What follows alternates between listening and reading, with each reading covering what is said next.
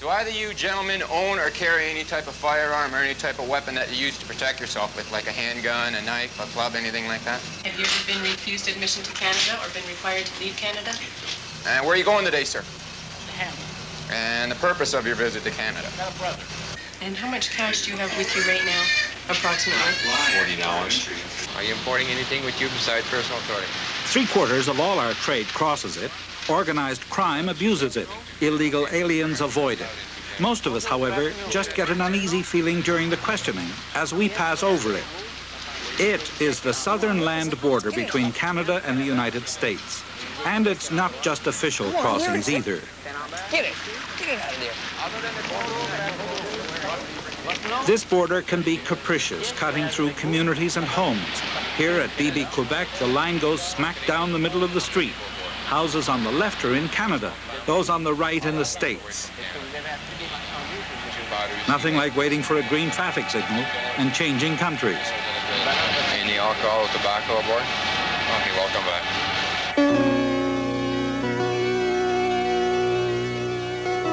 This is CBC. Down there is the cut, but up here there is no border. Only a growing cacophony of information and social change, all crossing tariff-free. 6,500 kilometers of undefended mountains and forests, lakes and prairie, with only a 6-meter vista, the odd piece of fence or a marker to prove a border exists at all. It's unique. 85 million individuals enter Canada each year, mostly commuters, business people, or tourists, and they're processed through a system called voluntary compliance. Answer a few questions, and chances are you'll be clear in less than 30 seconds. This is touted proudly as an open border, but the ideal has left Canada and the United States of America uncomfortably exposed. Hello? Have I got everybody's attention? Okay, could I have everyone? These officials act for both immigration and customs. What's your citizenship? What's the purpose of your visit? Few questions for most. Less than 10% get a pink slip and go to secondary for a more thorough search. Today, fewer pink slips are being handed out, yet more abuses are being uncovered. A result of better training, they say. Canada Customs police 116 official crossings, or ports as they're called. In addition to routine inspections, they check for illegal aliens, smugglers, and criminals. They must enforce 60 laws and represent 18 other government departments in less than 30 seconds. What are you bringing in with you, sir? The late 60s was a period of great optimism in Canada. Organizational changes at the border placed a greater workload on customs. No one foresaw the extent to which the economies of Canada and the U.S. would grow to rely on each other. It's been called an age of innocence. Smuggling has changed also. Today, an affluent society is worried far less about an illicit 40 ounces of liquor than it is about the human cost of an epidemic of illegal drugs, aliens, pornography, and firearms. The battle lines are drawn and customs is spread thin. It would take every Canadian alive holding hands side by side to completely seal the southern land border.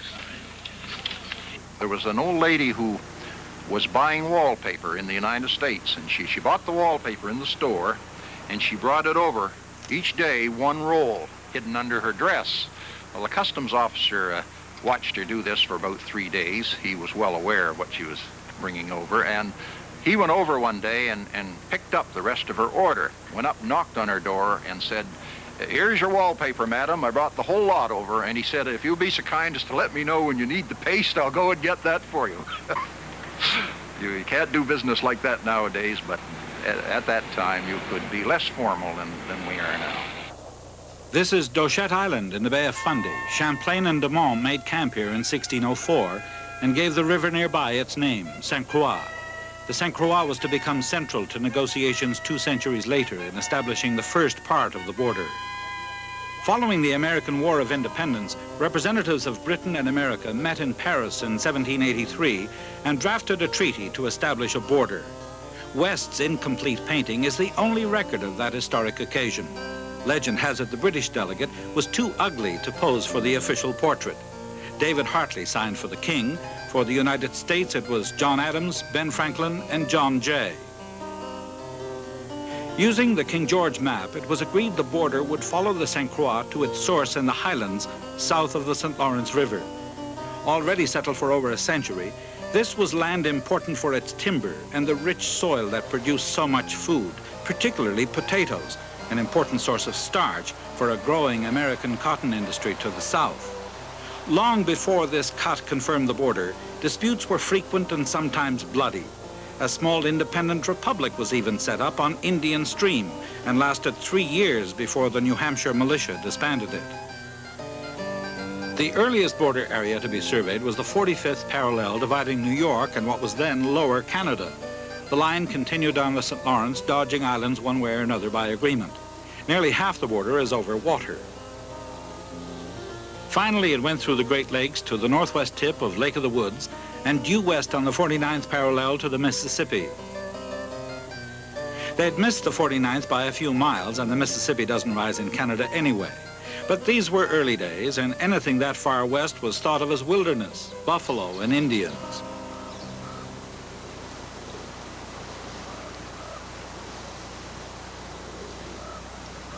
In 1818, a convention was signed that extended the border another 1,500 kilometers due west on the 49th to the Rocky Mountains.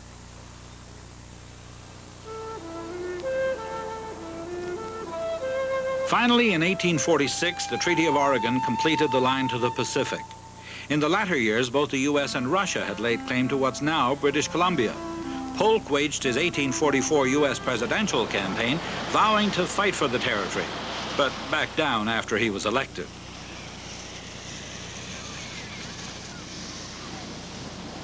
Before all major problems were ironed out, it was 1925. It had taken 142 years and 17 treaties.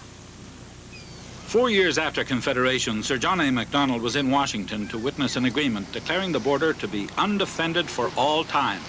What they really meant was undefendable. High ideals and lofty rhetoric have often surrounded the border. Many a bridge and crossing include the word peace in its name. But the border is above all business. Tourists, trade, tariffs, and taxes. Morning.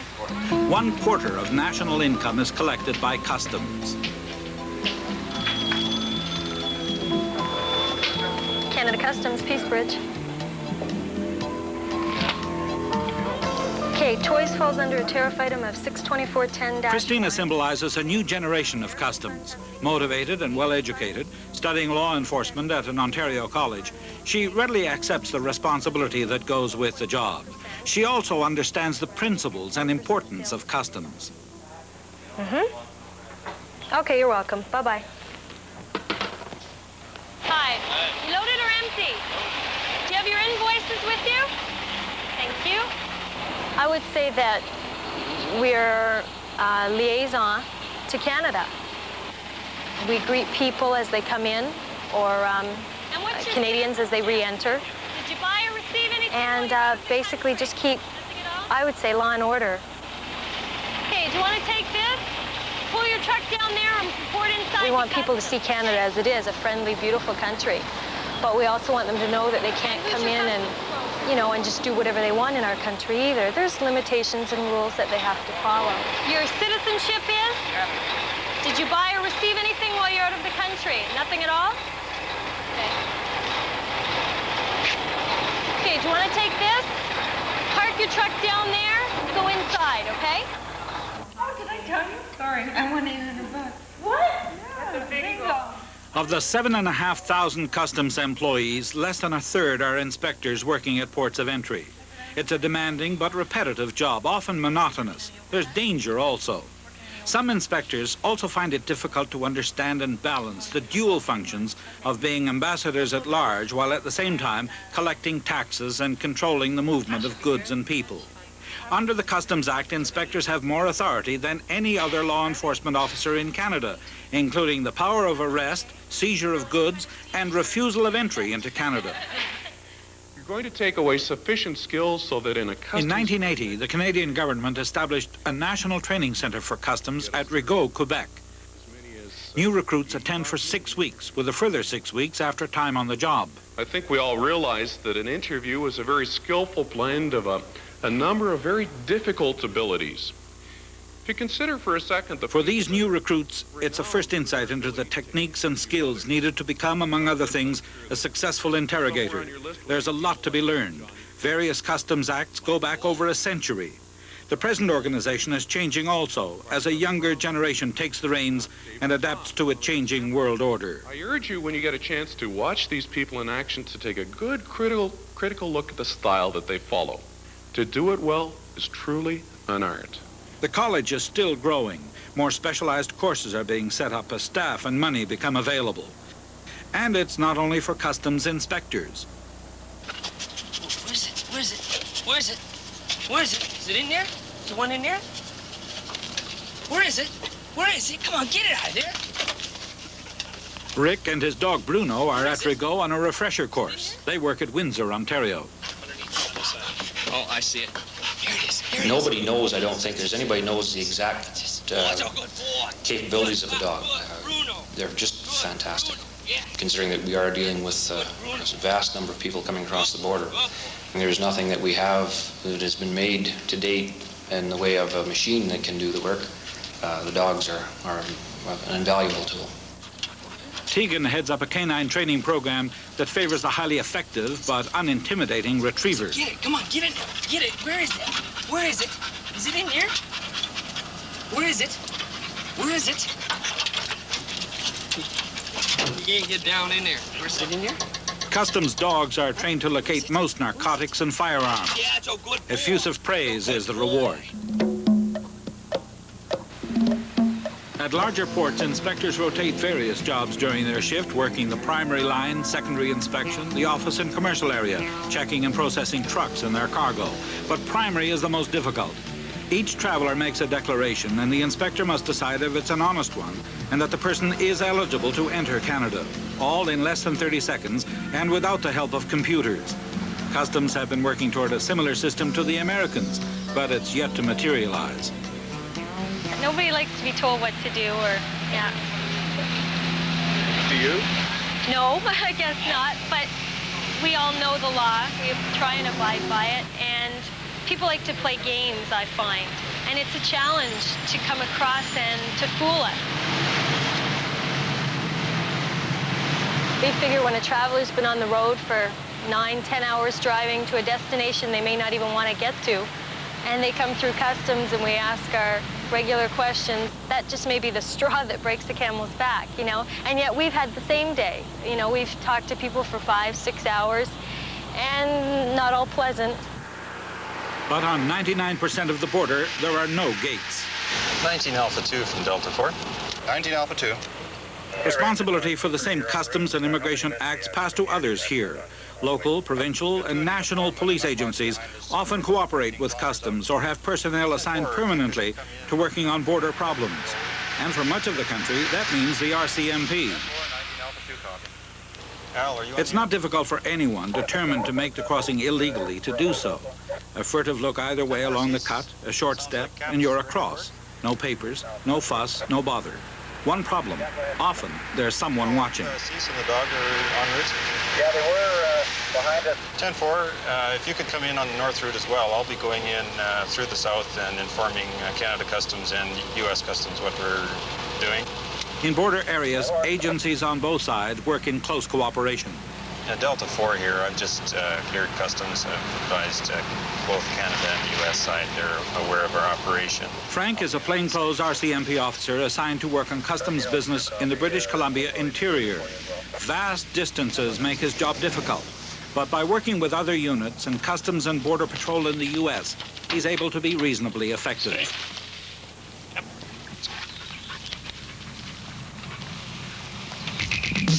Incidences like this one are not uncommon and pose a considerable dilemma for authorities on both sides of the border. International cooperation is imperative if they are to have a chance at stemming a tide of international crime that is fast becoming a flood. Smuggling of aliens and porn is increasing, and traffic in narcotics is epidemic. Hey guys, we got a vehicle coming. An illegal crossing. It's as simple as that. We have a vehicle crossing the border. He's crossing to Canada. Let us know which road he takes, Dave. He's taking the left road. He's in Canada, and he's taking the left road. 10-4, you ready, Rich? Yeah, 10-4, I'm in position. Okay, he's just passed me. He's coming your way. If you want to pull out. 10-4, I see him. I got him. I'll get the front here. Bullbuck's in behind him. I got him. Oh, he's got his lights on. He's backing up. Oh. The dilemma is, which one do they set a trap for? Because operations like this cost money, and in most cases, it's impossible to know if the haul will be worth it. There might be narcotics or firearms, or it just might be a diversion. Amateurs are relatively easy to catch, but amateurs don't run today's drug trade. You're under arrest, sir, for entering Canada illegally. We weren't outside Canada.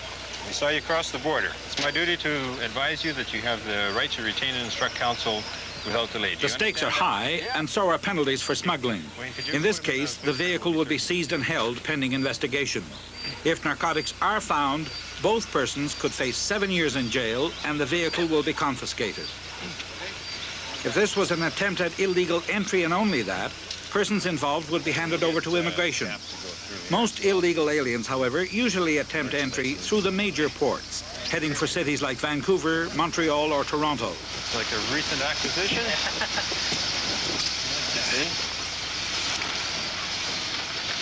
In this case, firearms are found, but the information Frank had received indicated something more could be expected.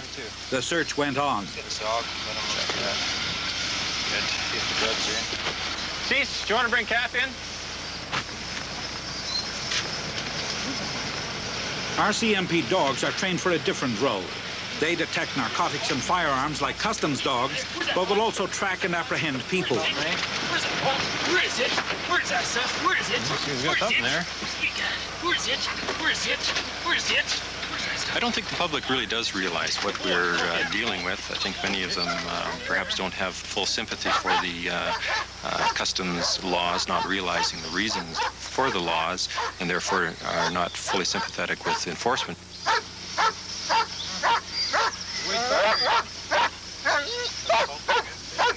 We found 2 weapons in your vehicle. The work is dangerous. All RCMP are armed, so are their counterparts on the U.S. side. Canada Customs and Immigration are not.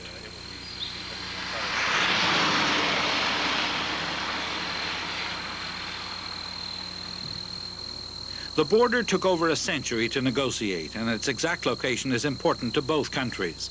In 1925, a permanent Canadian-U.S. Boundary Commission was established with the responsibility of ensuring its legal precision. This obelisk is an original cast iron obelisk. Prior to these, they were cedar posts that have since rotted. And, Dale Dryden is a Canadian Boundary Commission engineer. This part of the boundary is defined by the Treaty of Washington, and it's marked here on the obelisk. And the commissioner at the time, the Canadian commissioner, was Lieutenant Colonel IBB Escort.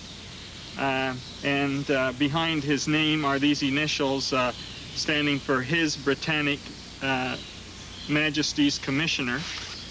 And on the other side is the American commissioner at the time, which is Albert Smith.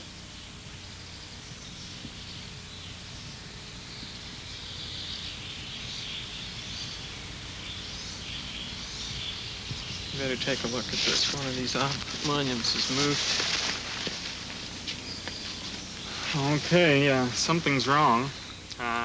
If anything is wrong, it's important for Dale and his group to make the corrections necessary, either by relocating a marker or building a new one. We've got about a foot off there. We're going to have to do some work here and justify what's going on, why these 3 are not in a straight line. Well, I feel somewhat sad doing this. This old monument here was filled with concrete, and it's all cracked. And therefore, we're replacing it with a new one. And it's a shame to blow this old one up to get rid of it, but destroy it they did. The original iron marker was cast in a Boston foundry and cost less than $6. Today's replacement costs $600, which includes granite quarried in Beebe, Quebec. There are thousands of kilometers of clearing and nearly 7,500 markers. Some are damaged by weather and genuine accidents, but others have been destroyed by vandals. A 6-meter vista was agreed to by treaty in 1908. Keeping it cleared is important to provide engineers with line of sight between markers. Lasers and Earth satellites now guarantee accuracy to within a few centimeters. Such precision is important when the two commissioners are called upon to establish legal jurisdiction in various cases.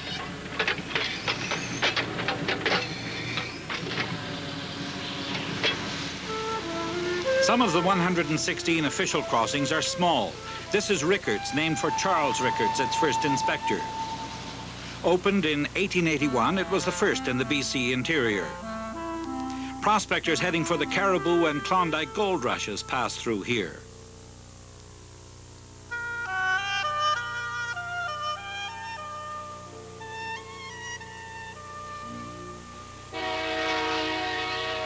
There are 22 rail crossings across the border. 2 carry a lackluster passenger business. 50 kilometers east of Rickards is Kingsgate, important as one of the 2 north-south rail crossings in British Columbia. Like most of the rail traffic across the border, it too carries bulk commodities. Here it's minerals and timber. Rooseville is another interior crossing, often very quiet and open only during daylight hours. But Rooseville is significant for a different reason. Land here on both sides of the border is Indian reservation, and ever since the boundary was established, border Indians have disputed it. Chuck Gravel, past chief, speaks for the Tobacco Plains Indians of the Kootenai Nation. Most reserves in this area or native bands have never signed any treaty with Canada. And because of this, they are looking at their own rights and entrenching their own rights into their own legal system, or even setting it up into an area where they can develop their own band governments. So they look at, most Native people today look at themselves as being a nationalist. And by that, they are in both countries and should be recognized as citizens of both countries rather than having the international border cut them in half. It is perhaps a cruel twist of history that the border cuts through these traditional lands, but it's unlikely to change. Indians have attempted to renegotiate their status. Authorities in Canada and the U.S. are reluctant to get embroiled in that legal hassle. 90 kilometers south of Lethbridge is Del Bonito. Its claim to fame is a grass airstrip up against the Canadian side of the fence. The strip is shared by both countries. The Americans keep radio watch and pass any information along to Canada Customs 50 meters up the road. Private planes headed either way can stop at Del Bonita and clear customs and immigration. Cooperation is a way of life on the border.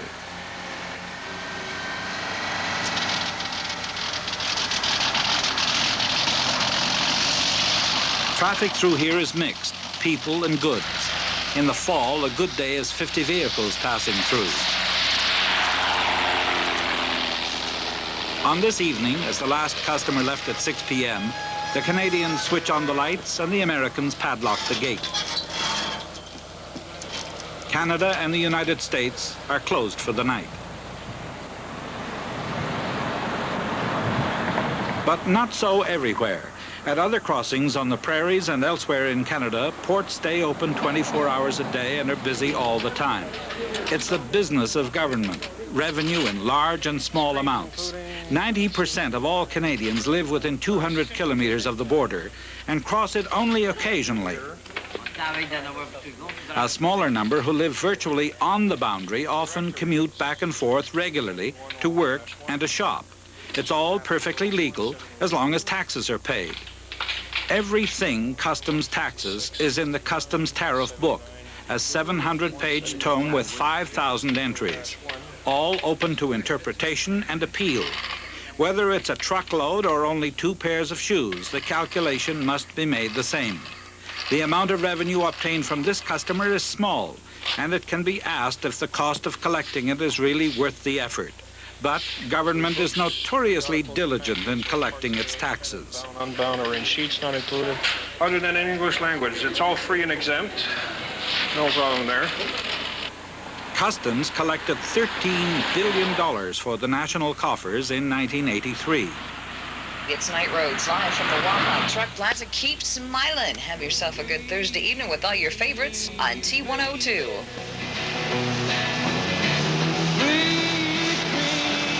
Three-quarters of all our trade is with the United States, and half of that goes by road. 2.5 million trucks lugging more than 50 million tons of everything from peppers to paper. Some goods are tariff-free, but most have a tax tacked onto them at some point. I'll tell you what, you stop by, you can see him and come in and set a spell, okay? Trucks are vital because of their versatility. High interest rates and volatile markets have forced a radical restructuring of North American industry and commerce. The truck has become an integral part of a well-oiled industrial machine. In many cases, a mobile warehouse. Weekend with all your favorites right here on T102. Mama, He's Crazy by the Judds on T102. Mama. Over half of all trucks moving across the border do so in southern Ontario, between Queenston, Niagara, Buffalo, and Windsor, Detroit. A handful of Canadian and U.S. highways converge into this funnel, and the result is startling. At key distances from major crossings, an industry has grown up to service the trucks. Here at Wapakoneta, Ohio, on Interstate 75, the truck stop has its own FM station. Canadian truckers call in on their CB radios with requests. They time their arrival from the south to fill up with gas, take a shower, have a meal and a sleep before setting off for the border and the final leg of their journey.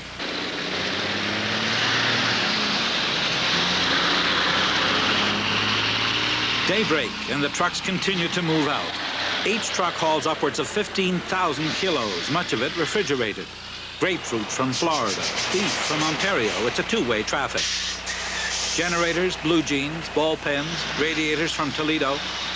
Finished vehicles from St. Thomas, always auto parts and cars. Most trucks are company-owned or leased.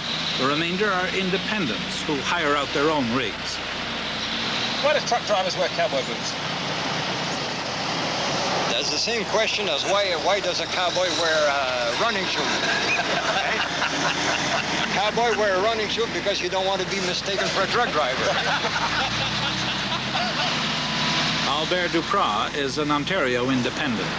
We go back and forth, across that border, down the states, all over, pick up a load, deliver a load, Pick up on one side, deliver on the other side, and we pick up one on the other side, bring it back down, steady. Now, you own your own rig? Yes. So you got a lifetime savings tied up in this thing? A little bit more than my lifetime saving. Yeah, I got everything tied in there.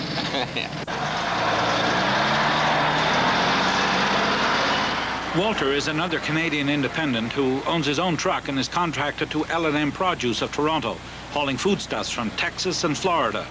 His contract is for so much a kilometer, so time is vital. Unnecessary delays are money out of his pocket. Are there customs delays at the border?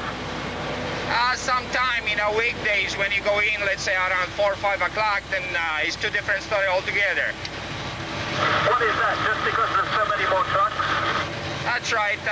There's quite a few trucks down there, so they have to, do their own procedure or whatever you call it, and that's the way it goes. Is there much difference between going through the Canadian customs and coming south through the U.S. customs? If you're coming in a weekday, it's not so bad, but if you're coming in, say, Saturday or Sunday, they try to hustle a little bit. Why is that? You're bothering them. The frustration of many truckers is understandable, but their problems have to be weighed against other factors. Ambassador Bridge between Detroit and Windsor is the busiest truck crossing in Canada. On a normal day, trucks are crossing at the rate of 2 a minute. Each truck is a commercial consignment that must be duly processed. Not just a source of revenue for government, but to make sure that it conforms with a whole raft of laws and restrictions. Every vehicle entering Canada is a potential problem. Making things easy at the border means making mistakes easier as well. In a rush to keep traffic flowing, inspectors can miss the little clues that set mental alarm bells ringing. It's a game for some to beat the system, smuggle the odd thing or two, but there are those who deliberately set out to defraud the government.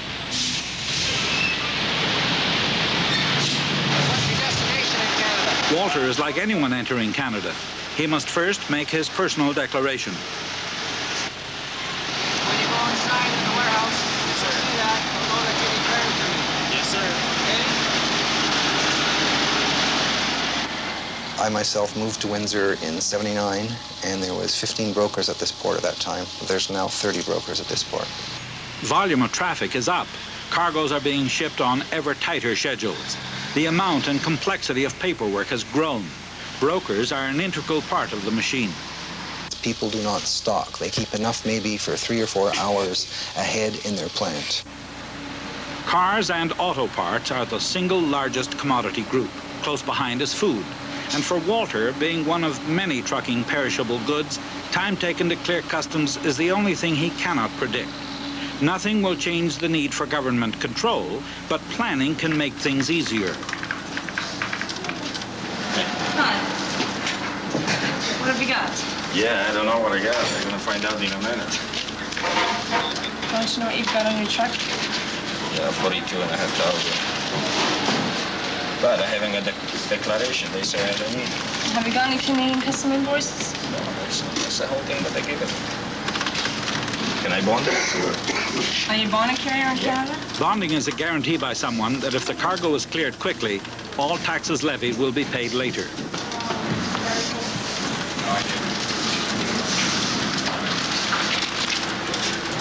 Yeah, you're bonded. You can go from Windsor to any port you want.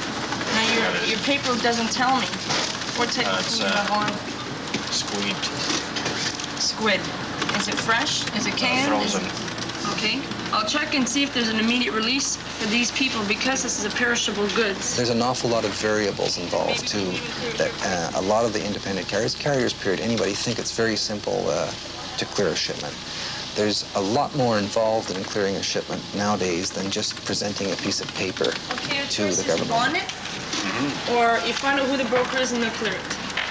Hey, paying for them. Let's admit it, if you're a trucker, not bad-mouthing truckers at all, but if you're in that industry, your industry is to truck, to haul goods. So you want to be delayed as little as possible. So if somebody else has a liability, that's not as much of your concern as it is moving those goods. Computers crunch the numbers involved in all this business. Customs have nearly 500 staff handling rulings and appeals. Rulings on what a commodity will be taxed as, and appeals if you don't like the ruling. Special investigators work at tracing companies and individuals deliberately skirting the rules. It often takes years before customs think they have a case. When they do, watch out. Amway is perhaps the highest profile organization in recent years to feel the wrath of customs, but they're not alone. Customs say publicity surrounding this case brought others out of the woodwork who felt they may have erred in the value of their goods.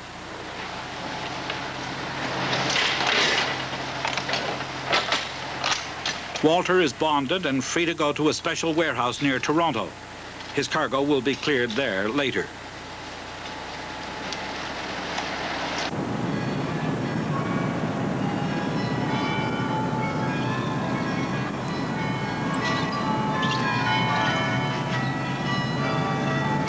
$85 million people cross the border every year. In summer, regular commuters and business people are joined by millions of tourists. Tourism is important to both countries. And customs inspectors are reminded of that fact by politicians. Another added pressure when clearing travelers at an average 3 a minute and still protecting the country's interests. It's a unique fact of this border that people can meander back and forth with little or no hassle. Simple identification is usually enough to gain entry to either side. The United Nations flag, a symbol of peace, flutters at the center of no man's land. But this innocent scenario is a nightmare for customs and immigration. Every pedestrian is a potential alien who, for one reason or another, intends to sidestep legal immigration policy. This growing problem is one sure test of the high ideal of an open border. The persons who are coming here illegally from Canada are, in most cases, not Canadians. They're persons who have also succeeded in entering Canada either illegally or entering Canada legally and then choosing to come to the United States illegally. Ben Farrow's concerns are understandable. Differences in national priorities have strained relations in the past. For example, during the Vietnam War, Canada offered refuge to draft dodgers. Okay, have you been living in Canada? Yes. Immigration policy is tailored to how many people a country thinks it can absorb, and this landed immigrant is one reason illegal aliens are pursued.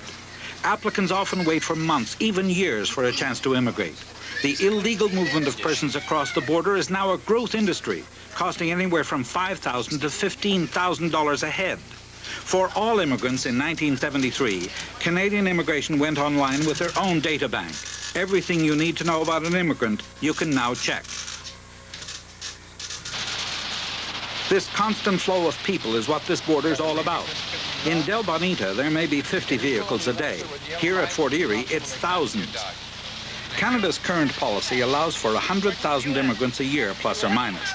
U.S. policy calls for about 7 times that number. The actual numbers getting in are much greater. There's an estimated 250,000 illegal aliens in Canada, and in the U.S. with the Mexican border as well, the numbers are awesome. Toronto is a principal staging post for those using Canada to get into the U.S. illegally from the north. The numbers that we stop at the bridges that don't succeed in getting in, which represents still a smaller fraction, the smallest fraction of the whole number, is in the neighborhood of 35,000 people a year on the New York-Canadian border, and probably 2 or 3 times that figure on the U.S.-Canadian border. Any caught and sent back are really only sent back to try again. It's a dilemma both Ottawa and Washington are trying to resolve. International cooperation is most evident in the busier centers. These special agents of U.S. immigration in Buffalo work closely with RCMP, Ontario, and Metro Toronto Police. This night they're working on information on a scheme to deliver aliens into the U.S. All official papers provided. These operations often take months to complete and can be dangerous. The network of informers and cooperation is worldwide. Ben Farrell explains the need. International cooperation, which is in effect exchanging information, is essential to our being able to prepare ourselves for the smugglers who are staging in Canada, for example, or staging in Hong Kong, or staging in Haiti. That kind of information in advance makes it possible for us to do our job. Without that, it would be a needle in a haystack. This surveillance film taken by the agents is an Ontario courier making delivery at a pre-arranged drop-off point in the U.S. Desperation is often motivation for the alien. I'm filming, I can't get any descriptions right now. Some travel first class, but many others don't.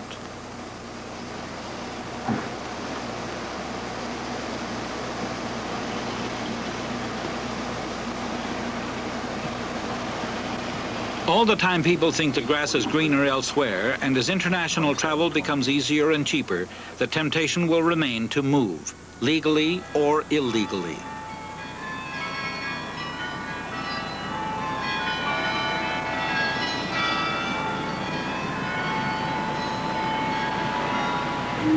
It's called an open border, but at Rock Island, Quebec, cameras are everywhere. This is the oldest part of the border, the 45th parallel, an area settled before the American Revolution, resulting in a political boundary where none had existed before. It created anomalies, some serious, others merely eccentric. There are markers on lawns, and the boundary cuts through kitchens and living rooms. Strangest of all is the library and opera house. Most of the books are in Canada, but you have to go to the U.S. to get in. Upstairs, the stage is in Canada, the audience in the U.S. Officials in both countries agreed to designate the building a no man's land. A few kilometers west, the graveyard in sleepy Richford, Vermont, is cut in two by the border. Some local citizens have their final resting place in Canada. Technically, at least. Cornwall is a clear and also more serious example of the failure to reconcile traditional society with later political dictates. It's a busy port, but also the principal crossing for Mohawk Indians of the St. Regis or Akwesasne Reserve. Disputes in the 1960s over native rights ended in violence. Bulletproof glass was installed in the customs house. An uneasy standoff persists to this day. What's the purpose of your visit? Local Indians are now employed as special constables to protect customs. Interpretation of Indian rights is what causes the friction. The Akwesasne Reserve is divided by the border and by Ontario, Quebec, and New York State. Everyone has relatives in both countries. To get to the Band Hall, Canadian Indians must first cross into the U.S. At the border crossings, special lanes exist for Indians of the reserve. But it's a privilege, and they resent it. Okay, sir. Thank you. It was a great insult to our people by the United States government and the Canadian government to establish a boundary line in land that didn't belong to them, in land that belonged to our people, where our people had for centuries lived and hunted. And our people governed this land years and years and years and years before it was so-called discovered by Columbus. Two worlds for one people is the philosophy of the Mohawks. They resist assimilation and foster pride in a Mohawk nation. But one border for all people will probably remain the reality outside the reserve. Another ancient anomaly is 50 kilometers further east at Dundee. It's a lonely spot except in summer, when it's also a bureaucratic nightmare, as thousands converge on Paul Patenau's hostelry. Oh, we are in Dundee. God's paradise on earth. Well, right now I'm standing in Fort Covington, New York, but now I am in Dundee, Quebec. I can move, it's fun. Why are the pool tables on the American side of the line? Oh, this is a secret. I shouldn't say that, man, to all those people. They might put me in trouble, but it saves me a little bit of money here. If I put them in Quebec, I gotta pay a special tax, and by having them in the States, I'm free from the taxes. But they are American pool tables, anyway. 5 out of 5. Okay? The welcome sign on the southern land border is genuine and symbolic of the Canadian way. It is a friendly and beautiful country. Inspectors do a good job, often under difficult circumstances. Like any organization, Customs has its share of zealots, and many a traveler will recount a tale of horror at the border. But the bottom line is the business of running a country. Commercial traffic grows every year, and the tariff book can never keep up with all the new products. More and more people are traveling, and travelers expect to be processed quickly. These scenes, however, are only the tip of the iceberg. There is a sobering undertow of illegal aliens, porn, firearms, and narcotics which pose a dilemma. Which do you go after? It's a matter of priorities, and narcotics is a priority. Vince Castonguay is head of the narcotics squad. With limited resources, they opted for a system of special narcotics teams. And where do you live? I live in 99% of all travel is legitimate, which makes the job of intercepting the 1% that much more difficult. The special teams move in and out of situations on an irregular timetable, trying to keep the criminal element off balance. 21 teams are in place, and their success has been startling. We have some of our best inspectors are on the drug team. And I wouldn't say all of our best inspectors, because they're only a small portion of the extremely qualified people that we do have available to perform that role. But there's only so many, you can only dedicate so many resources to the drug teams without handicapping the other responsibilities of customs. Always on the move, the special teams put together files of local intelligence, names, vehicles, methods of operation, information to be shared within customs as part of a much larger, but regrettably still non-computerized network. Beyond that, the information network on narcotics expands to include other Canadian law enforcement agencies like the RCMP. They have an extensive internal computerized system, the result of years of intelligence gathering.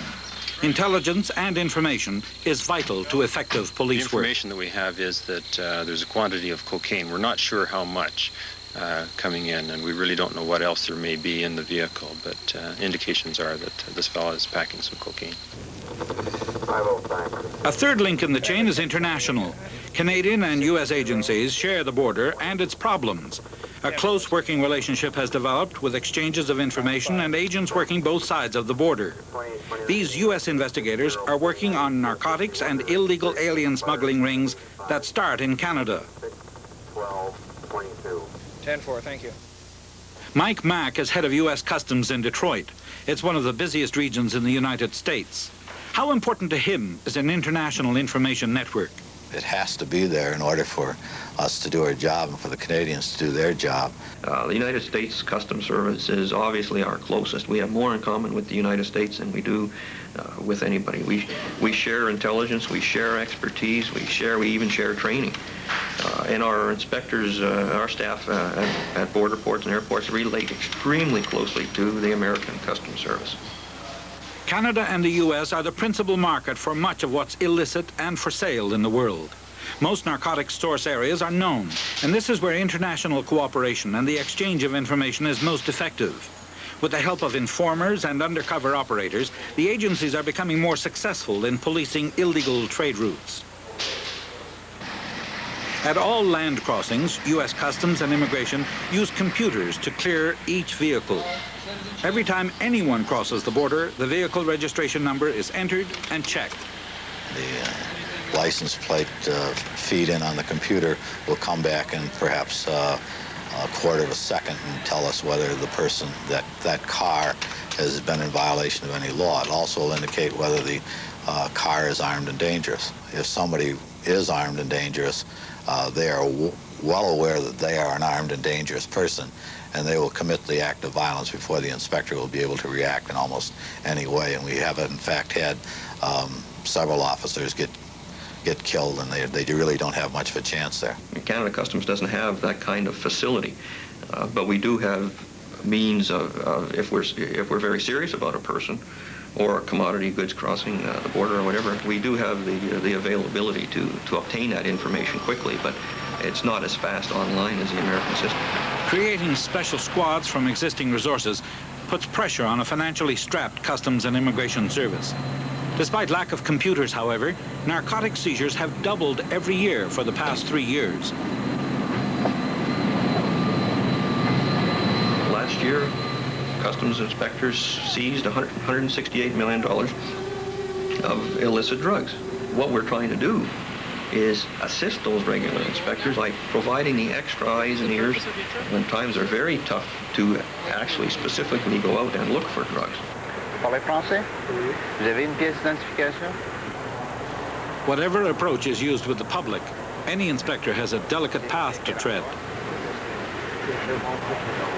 It's not uncommon that we've made seizures from people in wheelchairs, senior citizens, and it takes a lot of nerve on the part of a customs inspector to decide that he's very suspicious of a woman with 3 crying children and start to do any kind of an intensive examination. They have to satisfy the people that they are simply doing their job and thank them for their cooperation and let them go on their way. The narcotics traffic brings its own dangers to inspectors. 12 years ago, the U.S. Customs Service issued handguns to all its officers. They're trained to use them, but not required to wear them. Most do. Detroit Director Mike Mack comments.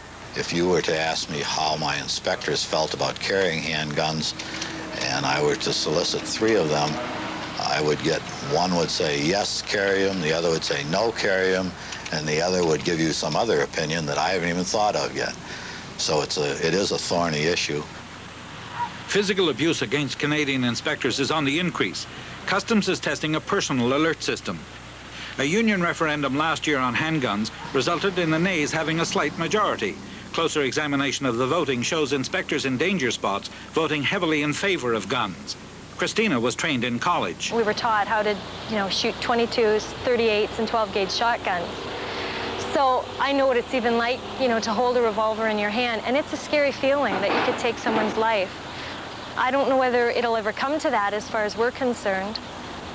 Sometimes it makes you sort of sad if it has to, but, Lately, things have been getting more and more, it's the word I want to use, it's scary. It's been getting scarier and scarier. And I do think that they probably will someday get to be armed. It's an issue that many have difficulty with. Rick is often in potentially dangerous locations, so his apprehension is real. Bruno is trained to use a highly developed sense of smell to find narcotics and firearms. He's an indispensable member of a team. The reliance is obvious when you see the attachment between the 2 of them. But at home, Bruno is a family dog with all that entails. My daughter realizes that Bruno goes to work with Daddy, but beyond that, she doesn't think too much of it. I think she thinks everybody takes their dog to work. He never argues with me, that's one good thing. I find that sometimes when I want to be alone, he's the perfect answer to that. When I want to work by myself with the dog, he's good for that. And then other respects that I'm needed a lot more by my fellow officers when they need a special tool, I guess, in their type of work.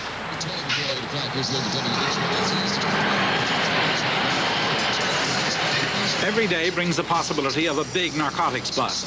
The next vehicle entering Canada could be the one with the big haul. The Detroit-Windsor connection is a favorite route for smugglers. Station B, Unit 7. Station B, go ahead, Unit 7. Unit 7 reporting 10-8, my 10:37, about 15 minutes. 10-4, Station B. 7-0. Well, the MEP currently reports rush hour traffic from westbound Eastern This vehicle was used for one of the largest narcotic hauls at Windsor in 1984.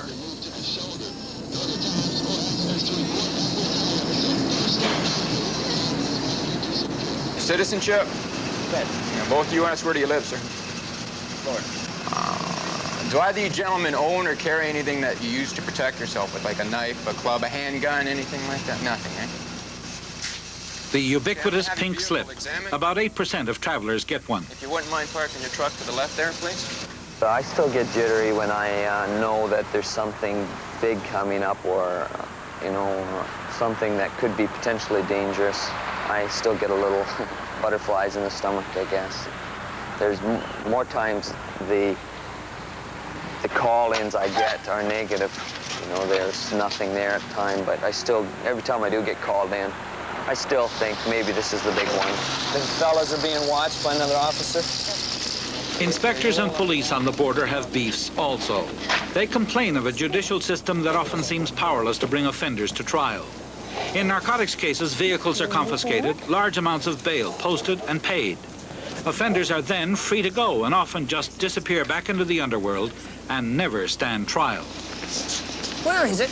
It's showing a definite indication. Come on, get it out of here. Get it. Oh, that's a good boy. That's a good boy. Is there something in there? Is there something in there? Come on, get it out of here. Get it out. Get it out.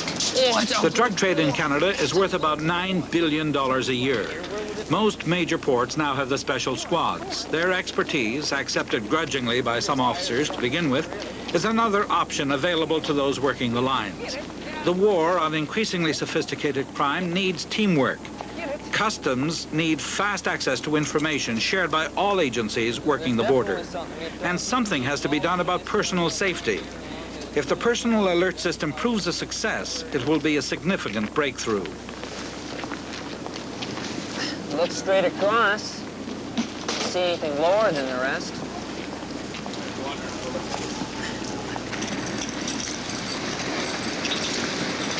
Beams all the way across, but there's one section here that's solid. It is. The welds were phony. What would it be like that for? Some of the bolts were false. On the other end.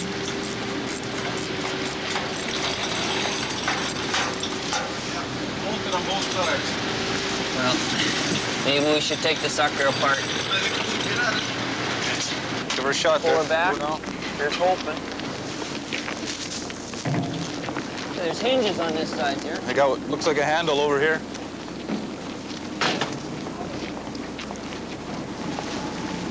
Oh, we got something here.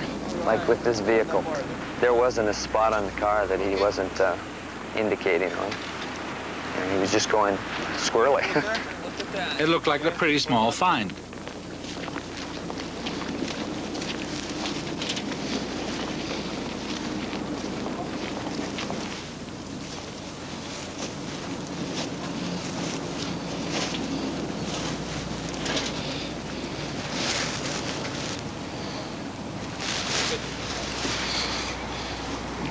Coke and lots of it. $3 million in high-grade cocaine, worth 50 times its weight in gold. If we use the $9 billion figure in Canada, traditionally we seize, and we're getting better at it, in the neighborhood of 2, 3, 4%. I think if you're looking at perfection, you're probably never looking at any more than 10%. Mainly due to the fact that every time we make a move, or the drug trade makes a move, we make a counter move, and if we plug a hole, then there's another one opens up somewhere. Undefended it may be, but there's still a war going on. The 6,500 kilometer border in all its guises is the only real separation between two countries that have much they share, but much more that's different to retain. In the airwaves above the border, where the battle is for people's minds, there are no controls. On the ground, the rules are well defined. It's 200 years since a border was first traced. It's been disputed and debated, but never fought over. Came close, but never was. The ideal of an open border has been tested. Prohibition and Vietnam, for example. Today, it's being tested again. On the Canadian side, the interests of 25 million people are protected by 10,000. Some are well equipped, but many could be equipped better to do all that's expected of them. They work a complex and unpredictable beat. As the border enters its third century, the world is a much more turbulent place. The age of innocence is long gone. We had an unfortunate woman several years ago who was not admissible to Canada, and she, of course, was unhappy about this situation, so she purchased an alarm clock in the United States, and she brought it to the immigration office here in St. Stephen.